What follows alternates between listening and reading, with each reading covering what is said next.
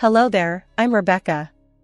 I'm 28 years old, fresh off the boat of a wedding to Richard, a man 7 years, my senior.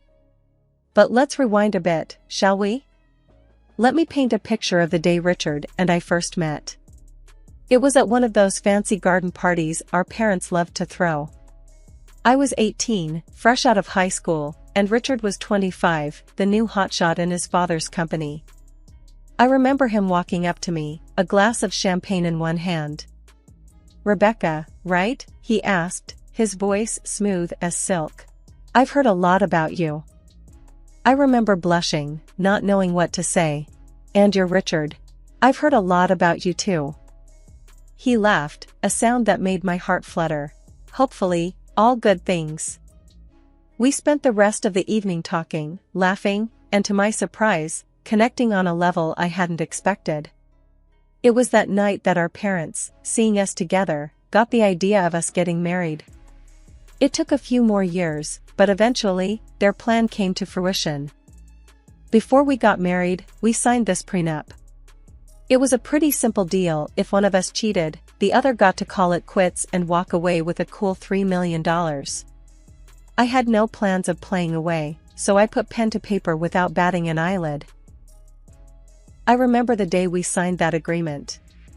My dad, a man of few words, but a heart as big as an ocean, looked at me with concern in his eyes. "Are you sure you're okay with this, Rebecca?" he asked. His voice was steady, but I could hear the underlying worry. "Dad, it's fine," I reassured him, giving him a quick hug. "I trust Richard, and he trusts me. This is just a formality." Richard was there too. It was he who insisted on signing this paper. "I don't want you to feel like you're being cornered, Rebecca," he said, his voice sounded a little strained. "If you're not comfortable with this, we can discuss it more." But I just shook my head and smiled at him. "Richard, I'm fine with it. I trust you." He seemed relieved and gave me a warm smile back. "And I trust you, Rebecca." That was the start of our journey. We got married in a grand ceremony that was the talk of the town. I was excited about this new chapter in my life, blissfully unaware of the storm that was brewing in the horizon. After the wedding, we moved into a beautiful house on the outskirts of the city. It was a dream come true, living with Richard, waking up next to him every morning. He was sweet, caring, and for a while, everything seemed perfect. Our honeymoon was like something out of a fairy tale. We spent 2 weeks in a beautiful beach resort, soaking up the sun and enjoying each other's company. But when we came back home, things started to change. Richard was suddenly a different person. He was distant, always lost in his thoughts. He would come home late from work and go straight to bed without even saying goodnight. We started sleeping in separate rooms, eating at different times, and barely spoke to each other. One day, I decided to confront him. "Richard," I said, trying to keep my voice steady. "What's going on? You've been acting strange ever since we got back from our honeymoon." He looked at me, his eyes devoid of the warmth they once had. "I've just been busy with work, Rebecca," he replied, not meeting my gaze. "But we barely talk anymore," I pressed on. "We're living like strangers in our own home." He sighed, running his fingers through his hair. "I know, Rebecca. I'm sorry. I'll try to make more time for us." But things didn't change. If anything, they got worse. Richard started coming home even later, sometimes not until the early hours of the morning. He stopped eating with me, and we barely saw each other. I started having suspicions. Was he seeing someone else? The thought made my stomach churn, but I couldn't ignore the signs. I decided to confront him again. "Richard," I said one night when he came home late. "Are you seeing someone else?" He looked shocked at my question. "What? No, Rebecca, I would never do that to you." "But you're always out, you never spend time with me," I said, tears welling up in my eyes. "I told you, it's just work," he said, his voice firm. "I'm not cheating on you, Rebecca." But I couldn't shake off the feeling that something was wrong. Richard was not the man I had married. He was distant, cold, and seemed to be hiding something. I didn't know what to do. I loved Richard, but I couldn't live like this. I decided to do some digging. If Richard wasn't going to tell me what was going on, I would find out for myself. I started by checking his phone when he was in the shower. I felt guilty about invading his privacy, but I was desperate for answers. I didn't find any suspicious messages or calls, but I did find something that made my heart drop. Richard had been searching for apartments. Was he planning on leaving me? I confronted him about it. Richard, why are you looking for apartments? Are you planning on leaving me? He looked taken aback. No, Rebecca, I was just looking. I wasn't planning on leaving you. But why were you looking? I asked, my voice trembling. I don't know, Rebecca, he said, his voice barely a whisper. I need some space. One day, I decided to talk to my mom about it. She's always been my rock, my go-to person when things get tough. Mom, I said, I don't know what to do. Richard's changed. He's not the same person anymore. My mom listened, her face full of concern. Rebecca, she said, you're both still adjusting. You're newlyweds. It takes time to build a life together. I wanted to believe her, wanted to believe that this was just a phase, that things would get better. But deep down, I knew there was more to it. Richard was hiding something, I could feel it. I tried to shake off the feeling, tried to convince myself that Mom was right. But the feeling wouldn't go away. It was like a nagging voice in the back of my mind, constantly reminding me that something was off. A few weeks later, I gathered my courage and approached Richard. I need a job, I said, looking him in the eye. He looked surprised. You want to work? He asked, raising an eyebrow. I nodded. Yes, I need to do something, Richard. I can't just sit at home all day. He thought for a moment, then said, I can offer you a job at my foundation. We help kids in tough situations. Would you be interested? I was taken aback. Richard's foundation was well known for its work with children. I had always admired the work they did. Yes, I said, without a moment's hesitation. I'd love to. Working at the foundation was a breath of fresh air. I was busy, I was doing something meaningful.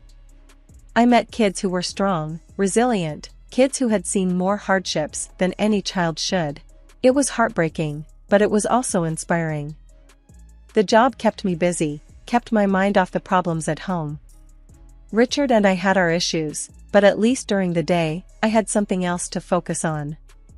The work was tough, emotionally draining, but it was worth it. I felt like I was making a difference, like I was doing something important. And for the first time in a long time, I felt happy. But even then, I couldn't shake off the feeling that something was off. Richard was acting strange, distant. I couldn't put my finger on it, but I knew something was wrong. And I was determined to find out what it was. Left with a whirlwind of questions and a heart heavy with betrayal, I decided to hire a private detective. I needed to know if Richard was cheating on me. It wasn't just about my pride, it was about my peace of mind. I couldn't live in the shadow of doubt, constantly wondering what went wrong. And then there was the prenup, the one we signed before we got married. If Richard was cheating on me, it wasn't just a betrayal, it was a costly mistake. I found a detective agency in the city, run by a man named Joe. He was an ex-cop, a grizzled veteran with a keen eye and a no-nonsense attitude. I told him my story, my suspicions, and he listened, his face impassive. I'll do my best, Rebecca, he said when I finished. But I can't promise anything. If your husband is cheating, he's doing a good job of hiding it. I nodded, understanding. I just need to know, Joe. One way or another, I need to know. I remember the day he came to give me his report. His face was serious, his eyes sympathetic. I'm sorry, Rebecca, he said. I couldn't find any evidence that your husband is cheating on you. I felt a strange mix of relief and disappointment. Part of me was glad that Richard wasn't cheating, but another part of me was frustrated. If he wasn't cheating, then why did he leave? What was he hiding? Are you sure, Joe? I asked, my voice barely a whisper. There's nothing at all? Joe shook his head. I'm sorry, Rebecca. I know this isn't what you wanted to hear. I thanked Joe and paid him for his services. As I watched him leave, I felt a profound sense of loss. I was back where I started, with more questions than answers. I was working at a charity fund when he walked in. His name was Daniel, the new guy.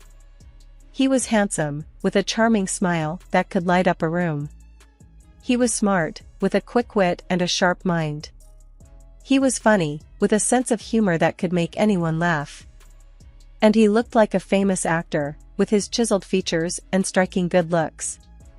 In short, he was my ideal man. But as much as I was drawn to Daniel, I couldn't shake off a feeling of unease. His arrival seemed too perfect, too convenient. I couldn't help but think about Richard and the prenup. If I was caught cheating, I would have to pay a hefty sum of $3 million. Could Daniel be a trap set by Richard to catch me in the act? I decided to hire Joe again, the private detective I had used to investigate Richard. I asked him to look into Daniel, to see if he had any connections to Richard. Joe agreed to take the case. He started investigating Daniel, digging into his past, his connections. He followed him, watched his movements, his interactions. He was as thorough as ever, leaving no stone unturned. In the meantime, I tried to keep my distance from Daniel.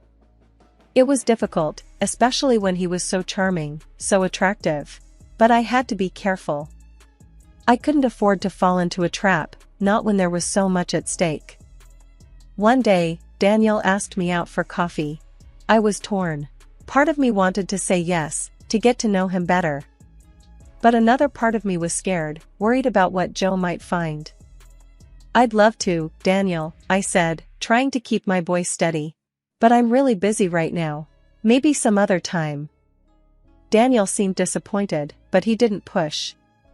Sure, Rebecca, he said, his smile dimming slightly. Some other time. I felt a pang of guilt.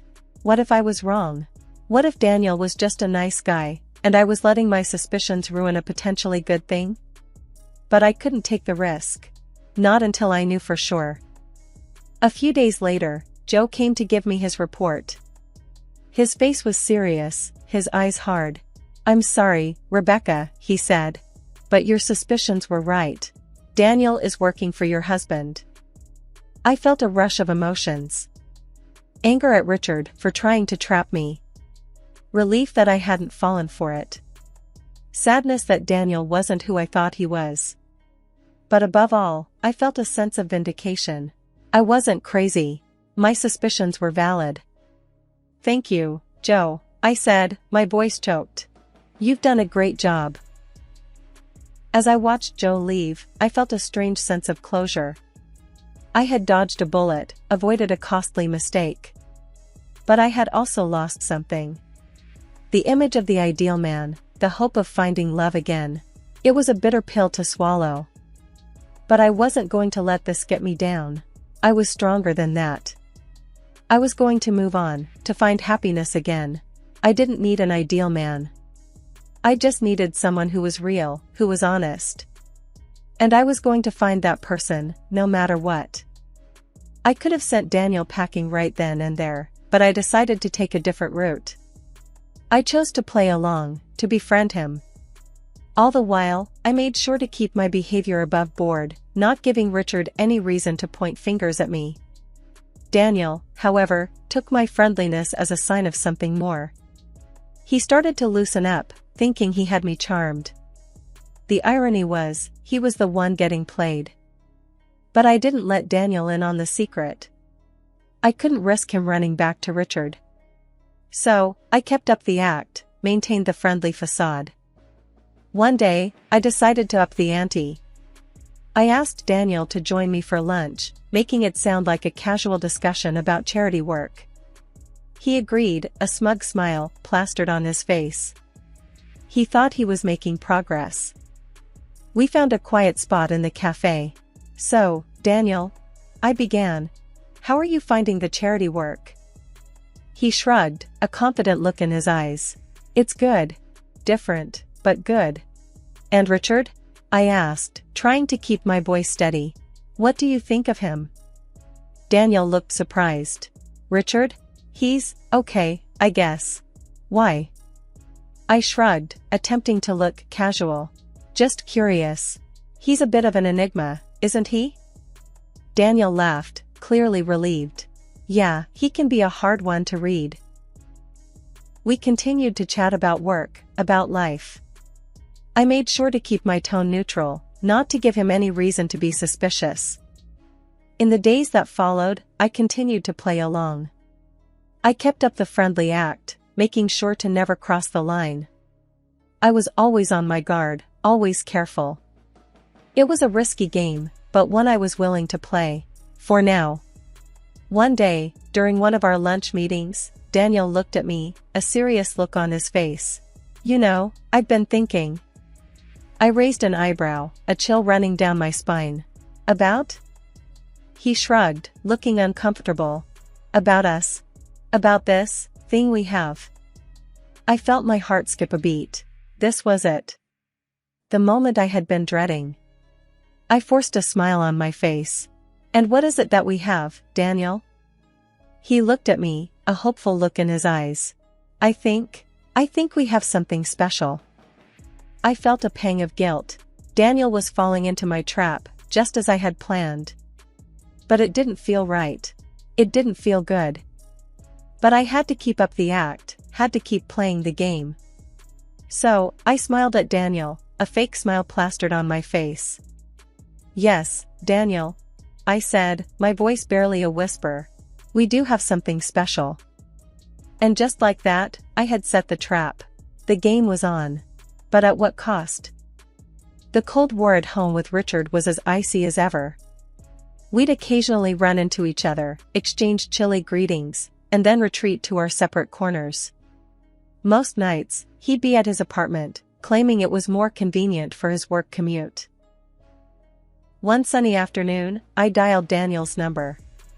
I laced my voice with a warmth that was as fake as his documents, inviting him over to my place. He probably thought I was finally ready to give in to his advances. Poor guy, he couldn't have been more wrong. As Daniel stepped into my home, he was greeted not by a seductive housewife, but by my old classmate, now a stern-faced police officer. He'd agreed to help me out, and the surprise on Daniel's face was worth every bit of it. The officer checked Daniel's papers and, as expected, they were as fake as a $3 bill. Now, it was time for my move. I offered Daniel a choice. He could either stick with Richard and face the consequences of his fake documents, or he could switch sides and work for me. Daniel's eyes darted between me and the officer, and after a moment of silence, he nodded. He agreed to my deal. Checkmate, Richard. With that, the real game began. I had Richard's pawn now playing for my side. But I knew this was just the beginning. Richard was a crafty man, he wouldn't go down without a fight. In the days that followed, I kept a close watch on Daniel. Despite his agreement, I knew I couldn't fully trust him. He was a wild card, a potential threat, but for the time being, he was a useful one. One day, I summoned Daniel to my office. We need to talk, I said, my tone serious. He looked at me, a hint of unease in his eyes. About what? About Richard, I replied. I need to know everything. His plans, his strategies, everything. Daniel hesitated, then nodded. Okay, I'll tell you everything I know. And just like that, I had my insider. My counterattack was ready. But this was just the beginning. The real battle was still ahead of us. Richard wouldn't go down without a fight, and I had to be prepared. I had to be ready. Because this wasn't just a game anymore, it was war. And in war, there are no rules. Only survival. Days turned into weeks, and I was getting antsy. I wanted to confront Richard, to show him I wasn't the pushover he thought I was. Joe, whom I turned to once again, had given me some advice. Push Richard. He'd suggested, make him think you've fallen into his trap. It was a gamble, but I was ready to play the game. So, Daniel and I staged a photo shoot. We posed in ways that could be seen as compromising, as proof of an affair. But we were careful. We kept the originals, where everything was as innocent as a Sunday school picnic. Once the photos were ready, I gave them to Daniel. Give these to Richard, I'd said, handing over the envelope. Let him draw his own conclusions. Daniel had looked at me, concern etched on his face. You sure about this? He'd asked again. Once you start this, there's no going back. I know, I'd replied, a steely resolve in my voice. And I'm ready. The very next day, Richard was all smiles at dinner. He thought he'd caught me, that he'd got one over me. But he didn't say a word about it. But I wasn't worried. I knew what was coming. I was ready. Meanwhile, Joe was on the case. He was digging up dirt on Richard, finding all the evidence we needed. He was good at his job, and I trusted him. And finally, Joe called. Richard relaxed and lost his caution. I've got him, he said, his voice rough with satisfaction. I've got all the proof of Richard's cheating. Photos, videos, the whole shebang. I felt a rush of excitement. Good, I said, a smile spreading across my face. Let's bring him down. But I didn't confront Richard. Not yet. I wanted him to think he was winning. I wanted to see the look on his face when he realized he'd been played. So, I waited. I played the part of the dutiful wife, waiting for Richard to make his move. I knew what was coming, and I was ready. The clock was ticking towards the family dinner. I knew this was it, the showdown. I felt a strange calmness. I was ready. The dinner was at Richard's parents' mansion, a sprawling estate that reeked of old money. Richard was there, of course, playing the doting son and husband. But I knew the truth. And soon, everyone else would too. We were halfway through the main course when Richard cleared his throat. He stood up, a smug smile playing on his lips.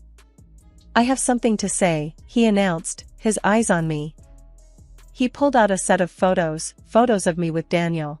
He tossed them on the table like he was playing a winning hand.